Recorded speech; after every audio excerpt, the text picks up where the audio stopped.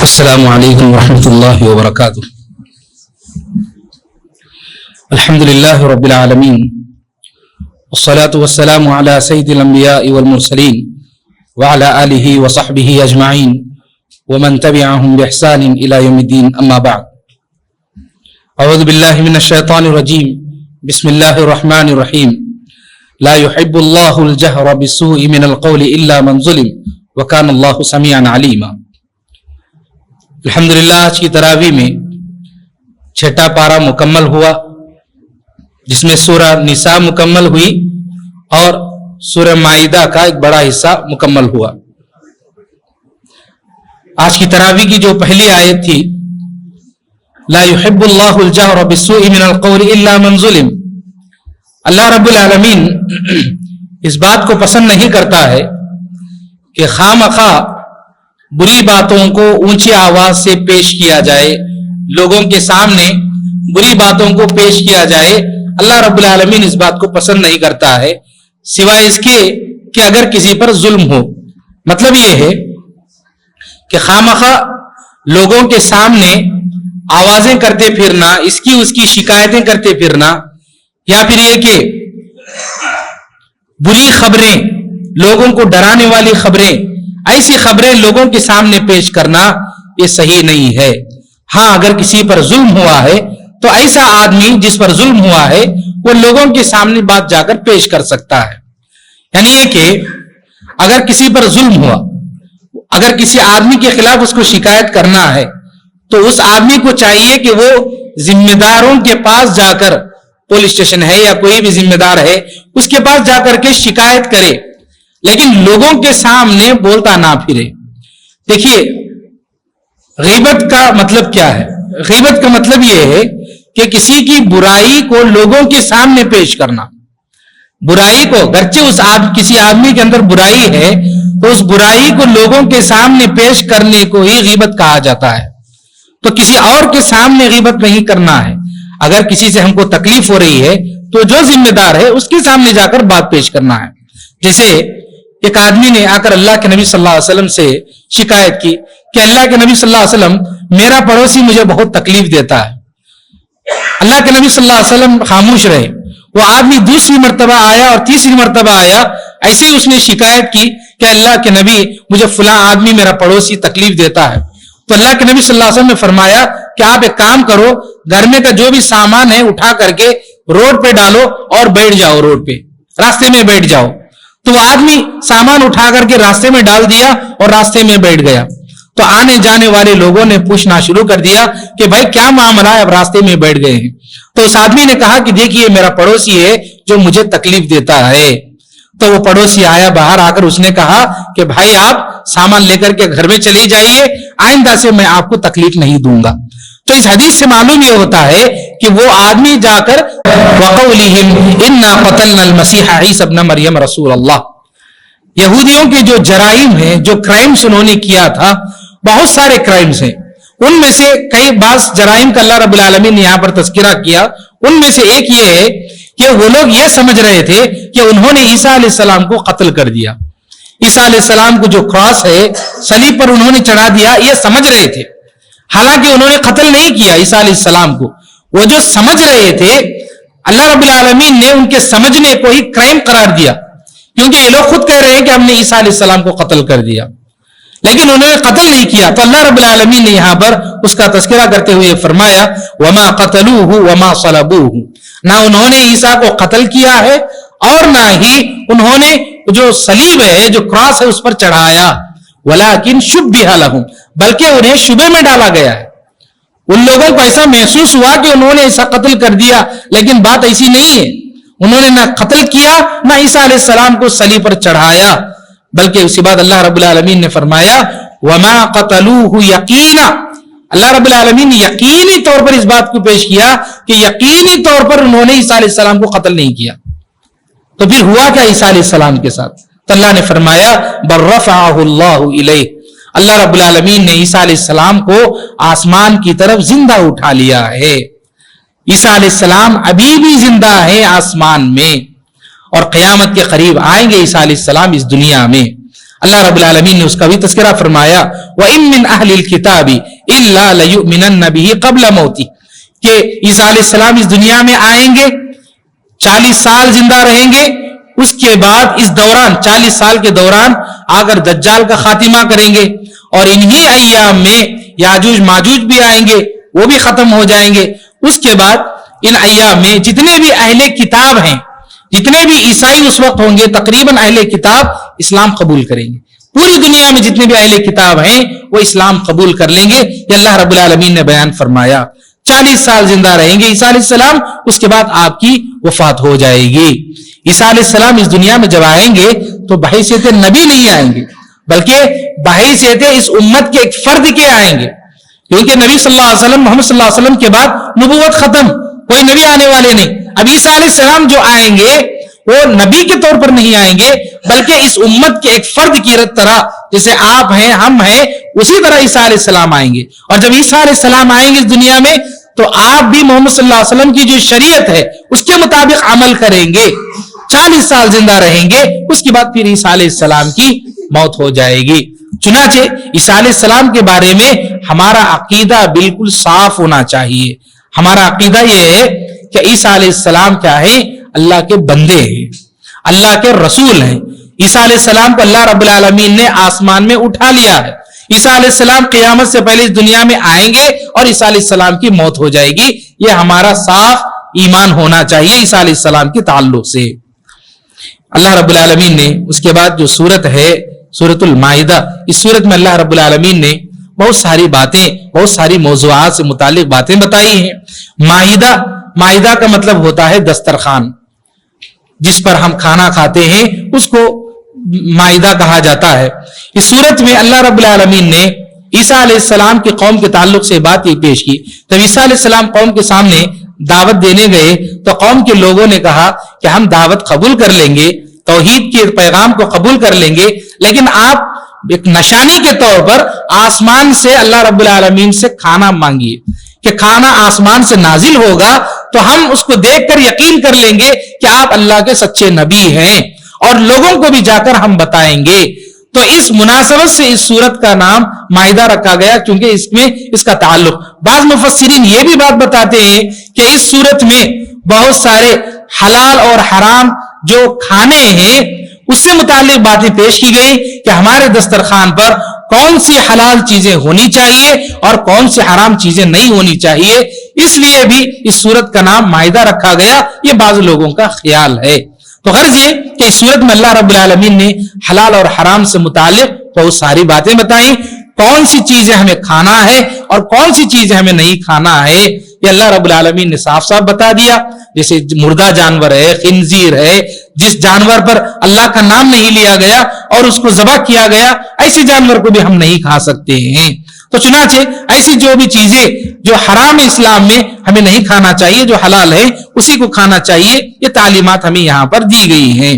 اس سورت میں اللہ رب العالمین نے وضو کے تعلق سے باتیں بتائی ہیں کہ یا ایھا الذین آمنوا اذا قمتم الی الصلاۃ فاغسلوا وجوہکم وایدیکم الی المرافق۔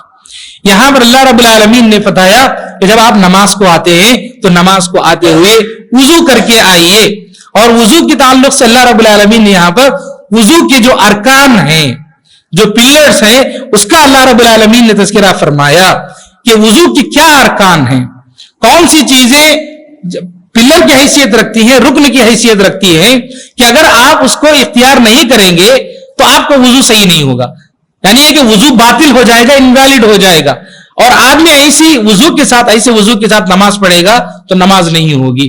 تو یہ کیا ارکان ہیں؟ اللہ رب العالمین نے فرمایا فاغسلوا وجوہکم، آپ اپنے چہرے کو دھوئیے۔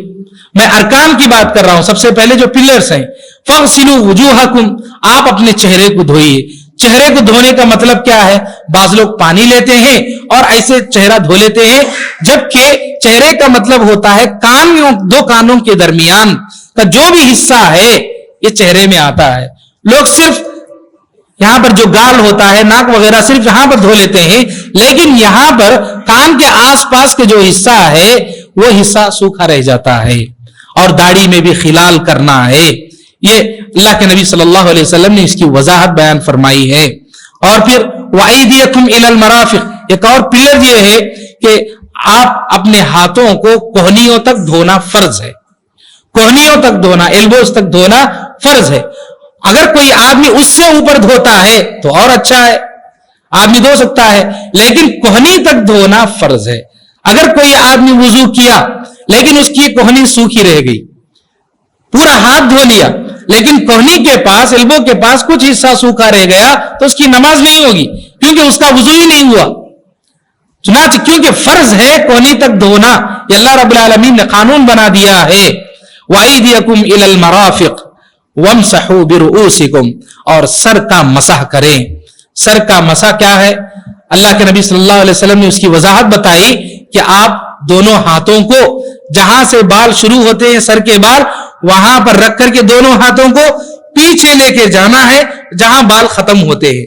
ختم ہوتے ہیں سے مراد جہاں بال کی جڑ ختم ہوتی ہے. کسی کے بال لمبے ہیں تو بال ختم ہونے تک نہیں, بلکہ جڑ جہاں پر ختم ہوتی ہے گردن کے پاس, بال کے جڑ جہاں ختم ہوتی ہے وہاں تک لے جانا ہے, اور پھر واپس جہاں بال شروع ہوتے ہیں وہاں پر لانا ہے. یہ مسح کا طریقہ اللہ کے نبی صلی اللہ علیہ وسلم نے بتایا. اور سر کے مسح کے اندر اللہ کے نبی صلی اللہ علیہ وسلم نے بتایا کہ کان کا مسح بھی شامل ہے. چنانچہ یہ فرض ہے, اس کا اختیار کرنا فرض ہے. اگر یہ چھوٹ جاتا ہے تو وضو نہیں. اور ایک بات یہ ہے, اللہ رب العالمین نے ایک اور فرض یہ بتایا وضو کا, وہ وَأَرْجُلَكُمْ إِلَى الْكَعْبَيْنِ, آپ ٹخنے تک پیروں کو دھونا فرض ہے. اگر کوئی آدمی ٹخنے کو صحیح سے نہیں دھوتا ہے, نل کھول دیتے ہیں, ٹیپ پیر رکھ دیتے ہیں, پانی گر جاتا ہے, سامنے کے حصے پہ گر جاتا ہے اور پیچھے کا حصہ ایڑیوں کے پاس ایسے ہی سوکھا رہ جاتا ہے, تو ایسے آدمی کا وضو نہیں ہوتا, اور جس کا وضو نہیں ہوا اس کی نماز بھی نہیں ہوگی. چنانچہ وضو کرتے ہوئے ہمیں دھیان سے رہنا چاہیے. اللہ کے نبی صلی اللہ علیہ وسلم نے فرمایا وَيْلٌ لِّلْأَعْقَابِ مِنَ النَّارِ أَسْبِغُوا الْوُضُوءَ, کہ آپ جب ایڑیوں کو دھوتے ہیں, پیر کو دھوتے ہیں, اچھی طرح دھوئیے, ورنہ جس آدمی کی ایڑیاں سوکھی رہ جائیں گی, ایسے لوگوں کی ایڑیاں, ایسے لوگوں کے پیر جہنم میں ہوں گے. فرمایا اسبغوا الوضوء, وضو کو مکمل کیجئے, یہ اللہ کے نبی صلی اللہ علیہ وسلم نے فرمایا. چنانچہ یہ ارکان ہیں. ان ارکان میں دو اور ارکان ہیں جس کا تذکرہ ہمیں احادیث میں ملتا ہے, وہ یہ کہ ترتیب, پانچویں چیز, چار چیزیں یہاں پر آ گئی, پانچویں چیز ہے ترتیب. ترتیب کا مطلب ہوتا ہے آرڈر, یعنی یہ کہ پہلے چہرہ دھونا ہے ان ارکان میں, اس کے بعد ہاتھ دھونے ہیں, اس کے بعد سر کا مسح, اس کے بعد پیر دھونا ہے. اگر کوئی آدمی پہلے ہاتھ دھو لیا اس کے بعد چہرہ دھویا تو یہ ترتیب بگڑ گئی اور اس آدمی کا وضو نہیں ہوگا. تو یہ جو ارکان ہیں, پلرز ہیں, ان پلرز میں ترتیب کے ساتھ دھونا ہے, یہ ایک فرض ہے. اور چھٹا فرض یہ ہے الموالات. الموالات کا مطلب ہوتا ہے وضو کرتے ہوئے درمیان میں کوئی آدمی چہرہ دھو لیا, چہرہ دھونے کے بعد پھر ایک 2-3 منٹ جو ہے ایسے ہی گیپ دے دیا, باتیں کر رہا ہے کسی سے, تو گیپ دیتا ہے کوئی آدمی وضو کے دوران, بار بار ایک آدمی چہرہ دھو کر کے 2-3 منٹ ایسے ہی ٹائم ویسٹ کر لیا, اور پھر اس کے بعد پھر ہاتھ دھونے کے لیے جا رہا ہے. تو یہ جو ٹائم گیپ ہوتا ہے اس کو کہا جاتا ہے الموالات. اگر ایسا ہوتا ہے تو ایسے آدمی کا بھی وضو نہیں ہوتا ہے, انویلڈ ہوتا ہے اس کا وضو. چنانچہ آدمی کو ٹائم ویسٹ نہیں کرنا ہے وضو کے دوران. تو یہ فرائض ہیں.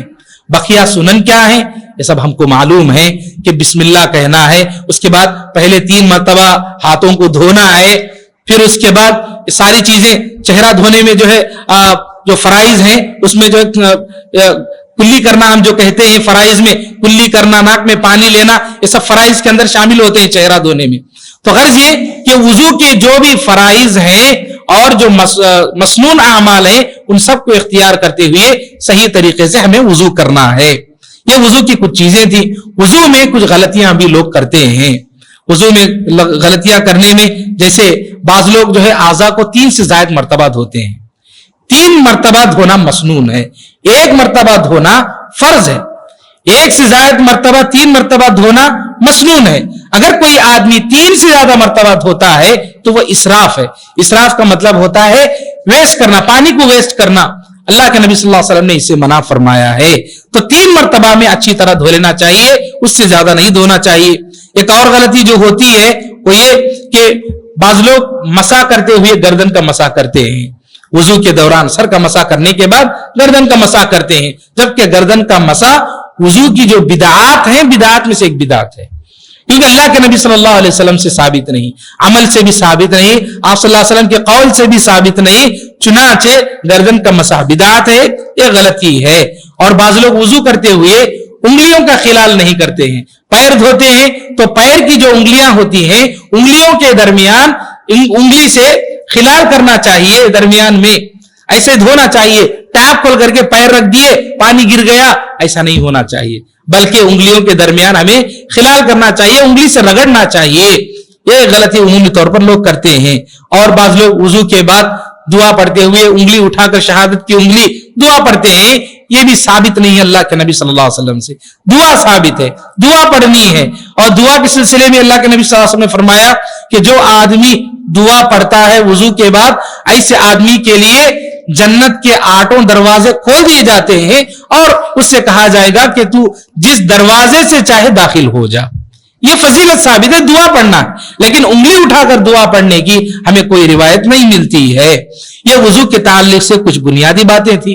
गुस्ल का तरीका देखिए, नमाज के लिए ये छोटी पाकी है। इस्लाम में 2 पाकियां हैं, एक बड़ी पाकी और दूसरी छोटी पाकी। बड़ी पाकी से मुराद गुस्ल जब वाजिब हो जाए तो गुस्ल करना, ये बड़ी पाकी है। जब वजू वाजिब हो जाए तो वजू करना, ये छोटी पाकी है। तो बहुत सारे लोगों को गुस्ल का तरीका भी नहीं मालूम होता है। गुस्ल के भी 2 तरीके हैं। एक तरीका आम गुस्ल, आप पानी उठा लिए और सर पर से पानी डाल लिए, पूरे जिस्म पर पानी डाल लिए, गुस्ल आपका हो जाएगा। उसके बाद आप वजू करके नमाज पढ़ सकते हैं। लेकिन मसनून गुस्ल, अल्लाह के नबी सल्लल्लाहु अलैहि वसल्लम ने गुस्ल का जो तरीका बताया, उस तरीके को अपनाना चाहिए। बहुत सारे लोगों को यह तरीका नहीं मालूम होता है। तरीका यह है कि पहले अपने हाथों को धो लेना है, उसके बाद अपनी शर्मगाह को, प्राइवेट पार्ट्स को अच्छी तरह धो लेना है, फिर उसके बाद वजू करना है। जैसे हम नमाज के लिए वजू करते हैं वैसे वजू करना है। वजू के खत्म होने के बाद थोड़ा सा पानी लेकर सर पे डालना है। सर पे डालने के बाद उंगलियों से बालों को अच्छी तरह उंगलियां डाल करके खिलाल करना, यानी ये यकीन हो जाना चाहिए कि पानी बाल की जड़ों में पहुंच चुका है, अच्छी तरह पहुंच चुका है। अच्छी तरह उंगलियों से खिलाल करना चाहिए, सिर्फ पानी डाल करके छोड़ दिया ऐसा नहीं, पानी डाल करके थोड़ा पहले खिलाल करना चाहिए। बाल बड़े हैं तो बाल बड़े हो या छोटे, लेकिन बाल की जो जड़ है वहां तक पानी पहुंच जाना चाहिए। औरतें हैं, औरतों की चोटी होती है, तो क्या औरतों की पूरी चोटी धोना वाजिब है? गुस्ल के दौरान पूरी चोटी धोना वाजिब नहीं। अगर पानी जड़ तक पहुंच जाता है और बकिया बाल औरत के नहीं भीगते हैं गुस्ल के दौरान तो कोई बात नहीं, अगर औरत पूरी चोटी धो लेती है तो ठीक है। लेकिन यह तो होना चाहिए कि जो जड़ है बाल के वो पूरी तरह धो देना चाहिए, इसका ख्याल करना चाहिए। जब अच्छी तरह से खिलाल करके पानी को पहुंचा देंगे जड़ों तक, उसके बाद फिर पानी लेकर के सर पे डाल लेना चाहिए 3 मरतबा, फिर उसके बाद पानी लेकर दाएं बाजू, फिर उसके बाद बाएं बाजू, फिर इस तरह से पूरे जिस्म पर पानी डालना चाहिए। यह गुस्ल का जो मसनून तरीका है उसको अपनाना चाहिए। और इस सिलसिले में हम देखते हैं कि बहुत सारे लोगों को यह बात नहीं मालूम और माँ बाप भी नहीं सिखाते हैं, समझते हैं कि शर्म आती है। तो दीन के मसाइल सिखाने में कभी भी शर्म महसूस नहीं करना चाहिए, क्योंकि अल्लाह के नबी सल्लल्लाहु अलैहि वसल्लम ने फरमाया तहुर शत्रुल ईमान, कि तहारत पाकीज़गी हमारे ईमान का आधा हिस्सा है। अगर ये नहीं तो दीन ही नहीं है हमारे पास, हमारी नमाज भी कबूल नहीं, इबादतें कबूल नहीं। तो इसलिए बाप को चाहिए कि वो अपने बेटे को ये सारी चीजें सिखाए, और माओ को चाहिए कि वो अपनी बेटियों को ये सारे पाकी सफाई के जो मसाइल है इस्लाम में सिखाना चाहिए। इसमें शर्म महसूस नहीं करना चाहिए। गुस्ल और वजू इन दोनों का एक ऑल्टरनेट है, वो क्या है? तयम्मुम। अल्लाह रब्बुल आलमीन ने उसका भी तज़किरा फरमाया, फलम तजिदू माअन फतयम्ममू सईदन तय्यिबा, कि अगर आपको पानी नहीं मिलता है तो आप तयम्मुम कीजिए पाक मिट्टी से। तयम्मुम का तरीका क्या है? अल्लाह रब्बुल आलमीन ने बताया फमसहू बिवुजूहिकुम व अयदीकुम मिन। अल्लाह के नबी सल्लल्लाहु अलैहि वसल्लम ने इसकी वजाहत करते हुए फरमाया कि आप दोनों हाथ को मिट्टी पर 1 मरतबा मारेंगे, एक मर्तबा, सिर्फ एक मर्तबा आप दोनों हाथों को एक मर्तबा मिट्टी पर मारेंगे, फिर उसके बाद अपने चेहरे का मसाह करेंगे, फिर उसके बाद अपने दोनों हाथों का इस तरह से मसाह करेंगे। बस यही तयम्मुम है।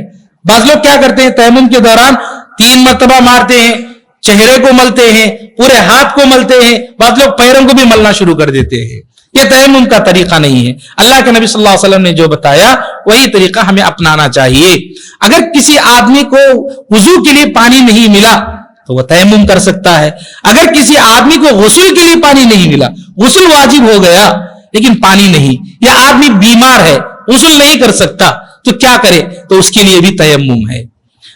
तयम्मुम सिर्फ वुजू का बदील नहीं है बल्कि गुस्ल का भी बदील है कि आदमी को पानी नहीं है उसके पास गुस्ल करने के लिए, या आदमी बीमार है, या फिर ऐसे सख्त ठंडी की जगह पर है, बर्फीले इलाकों में जहां पर वो पानी इस्तेमाल नहीं कर सकता, तो उसके लिए गुस्ल का बदील है तयम्मुम।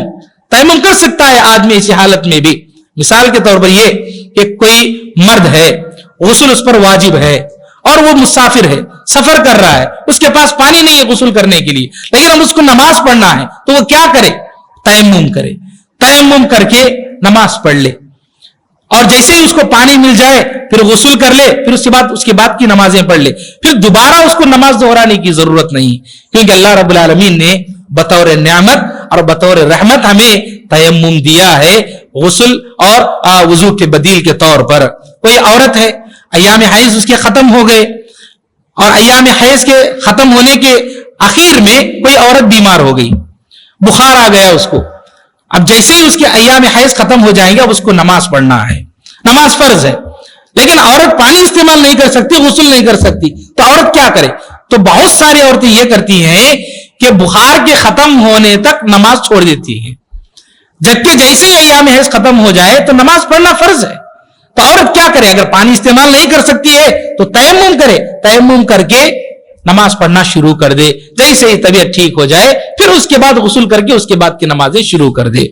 तो चुनाचे वुजू और गुस्ल दोनों का बदील है तयम्मुम। ये अल्लाह रब्बुल आलमीन ने हमें यहाँ पर कानून के तौर पर पेश कर दिया है, तो इस सिलसिले में हमें ख्याल रखना चाहिए वुजू गुस्ल के ताल्लुक से और तयम्मुम के ताल्लुक से। उसके अलावा इस सूरत में अल्लाह रब्बुल आलमीन ने मुआशरे में हर फर्द को एक नसीहत की, वो ये फरमाया, या अय्युहल्लज़ीना आमनू कूनू क़व्वामीना लिल्लाहि शुहदाअ बिल क़िस्त, कि आप लोगों के दरमियान जब कोई फैसला करते हैं तो इंसाफ के साथ फैसला कीजिए। अपनी औलाद के दरमियान भी फैसला करते हैं, इंसाफ के साथ कीजिए। किसी को पर जुल्म किए, किसी के साथ अच्छा बर्ताव किए, ऐसा मत कीजिए। वला यजरिमन्नकुम शनआनु कौमिन अला अल्ला तअदिलू, अगर आपका कोई दुश्मन है, मामला आपके पास आया, मुकद्दमा आया, आपको फैसला करना है, उन दोनों में से एक आपका दुश्मन है, पहले से आपका दुश्मन है, तो उस दुश्मनी की बुनियाद पर इस फैसले में आप गलती मत कीजिए, नाइंसाफी मत कीजिए। आपकी दुश्मनी अलग, पर्सनल मामला अलग चीज है, लेकिन ये जो मुकद्दमा आपके पास आया उसमें आप इंसाफ से काम लीजिए। ये अल्लाह रब्बुल आलमीन ने यहाँ पर कानून के तौर पर बताया। इस सूरत में अल्लाह रब्बुल आलमीन ने हाबिल और काबिल का तज़किरा किया। आदम अलैहिस्सलाम की जो बेटे थे हाबिल और काबिल, तो इस कुरान मजीद में ये दो नाम मौजूद नहीं है, किसी भी हदीस में भी मौजूद नहीं है, लेकिन ये दोनों नाम जो इस्राइली रिवायात हैं उसमें मिलती हैं। हमें नहीं मालूम कि ये नाम हकीकी मानों में आदम अलैहिस्सलाम के बेटों के थे या नहीं, लेकिन अक्सर अहले इल्म कहते हैं कि ये दोनों आदम अलैहिस्सलाम के बेटे हाबिल और काबिल थे। हम ये नहीं कह सकते कि 100% यही नाम थे, और ये भी नहीं कह सकते कि नाम गलत थे। चुनाचे उलमा इस नामों को पेश करते हैं। तो ये जो वाकया पेश किया गया कि आदम अलैहिस्सलाम के दो बेटों में से हाबिल और काबिल, काबिल ने हाबिल का कत्ल कर दिया, और उस वाकये को पेश किया कि जब काबिल ने हाबिल को कत्ल कर दिया तो पता नहीं कि अब क्या करना इस लाश के साथ। एक कव्वे को अल्लाह रब्बुल आलमीन ने भेजा, वो कव्वा आया, जमीन जो है तलाश कर रहा था, जमीन खोद करके उसमें गाड़ रहा था, तब इसको पता चला कि मुझे किस तरह से एक लाश को जमीन में दफनाना है। तो इससे एक पहली बात ये मालूम हुई कि इंसान जब मरता है तो नेचर ये है कि उसको जमीन में दफन किया जाए, ये बात मालूम होती है। और दूसरी बात यहां पर इस वाकये को पेश करने की वजह यह है कि हसद से बचने के लिए अल्लाह रब्बुल आलमीन ने यहां पर इस वाकये को पेश किया कि हसद से बचिए। काबिल ने सिर्फ हसद की वजह से अपने भाई हाबिल का कत्ल कर दिया, یہ اللہ رب العالمین نے بتایا اور ہر کسی کو اس سے بچنا ہے. اور ایک بات یہ کہ اللہ کے نبی صلی اللہ علیہ وسلم نے فرمایا قابل نے اس دنیا کا سب سے پہلا قتل کیا، حابیل کا اپنے بھائی کا قتل کیا، اور بتایا کہ اس دنیا میں جتنے بھی قتل ہوں گے قیامت تک سارے قتل کا ایک حصہ یعنی ایک گناہ اس کو بھی پہنچے گا، حابیل کو. جتنے بھی قتل ہوں گے اس دنیا کے اندر. تو اس سے ایک سبق ہمیں یہ ملتا ہے کہ معاشرے میں کوئی بیماری کوئی برائی نہیں ہے. اگر کوئی آدمی کوئی برائی شروع کرتا ہے اور اس برائی پر لوگ اگر عمل کرتے رہیں گے تو جب تک اس برائی پر لوگ عمل کریں گے اس کو بھی گناہ برابر پہنچتا رہے گا، کیونکہ وہ فاؤنڈر ہے اس برائی کا. چنانچہ معاشرے میں برائی پھیلانے سے پہلے سوچنا چاہیے، سمجھنا چاہیے. واٹس ایپ پہ یا سوشل میڈیا پہ کہیں پہ آپ ایک غلط ویڈیو ڈال دیے، مثال کے طور پر ایک گندا ویڈیو کسی کے پاس بھیج دیے، جب تک لوگ اس ویڈیو کو دیکھتے رہیں گے، یوٹیوب پہ آپ کوئی ویڈیو اپلوڈ کر دیے ڈانس کا یا کوئی گانے وغیرہ کا، جب تک لوگ اس کو دیکھتے رہیں گے اور جتنے لوگ دیکھتے رہیں گے سب کا گناہ اس کو برابر پہنچتے رہے گا. چنانچہ کوئی ایسا گناہ نہیں کرنا چاہیے کہ لوگ اس کو مسلسل کرتے رہیں، ایسے کاموں سے بچنا چاہیے. ایک آخری بات یہ ہے کہ اللہ رب العالمین نے اس صورت میں قتل کے تعلق سے اسے بات آئی، اللہ نے فرمایا من قتل نفسا بغیر نفس او فساد فی الارض فکأنما قتل الناس جميعا. اسلام ایک بہت ہی کلیئر سٹیٹمنٹ دے رہا ہے یہاں پر کہ کسی ایک انسان کا قتل بھی اسلام میں یہ سمجھا جائے گا کہ اس نے پوری انسانیت کا قتل کر دیا، پوری انسانیت کا قتل کر دیا. ومن احیاها فکأنما احیا الناس جميعا. اگر کوئی آدمی کسی ایک انسان کی جان بچاتا ہے تو گویا وہ پوری انسانیت کی جان بچاتا ہے. اسلام کبھی کسی کو قتل کرنے کی تعلیم نہیں دیتا ہے، اسلام کسی کو تکلیف بھی پہنچانے کی تعلیم نہیں دیتا ہے، بلکہ اللہ رب العالمین اللہ کے نبی صلی اللہ علیہ وسلم نے احادیث میں کسی جانور کو بھی تکلیف دینے سے منع فرمایا. آپ وہ احادیث روایتیں جانتے ہیں کہ وہ ایک چیونٹی کو ایک نبی نے کہا کہ جلا دو، تو اللہ رب العالمین نے منع کیا کہ آپ کیوں اس کو قتل کر رہے ہیں. تو چیونٹی کا بھی خیال کرنے کی تعلیم دی گئی. تو اسلام ایک دین رحمت ہے، کبھی قتل کی، مار دھاڑ کی اور تکلیف پہنچانے کی تعلیم نہیں دیتا ہے. یہ پیغام ہمیں دوسروں تک پہنچانے کی ضرورت ہے. اللہ تعالی ہم سب کو ان باتوں پر عمل کرنے کی توفیق نصیب فرمائے. اللہ تعالی ہماری عبادتوں کو قبول فرما. رب العالمین جب تک ہمیں اس دنیا میں رکھ کتاب و سنت کے مطابق زندگی گزارنے کی توفیق نصیب فرما، اور جب موت آئے خاتمہ بالخیر فرما. آمین. واخر دعوانا الحمد للہ رب العالمین. ربنا تقبل منا انك انت السميع العليم وتب علينا انك انت التواب الرحيم برحمتك يا ارحم الراحمين. الحمد للہ رب العالمین.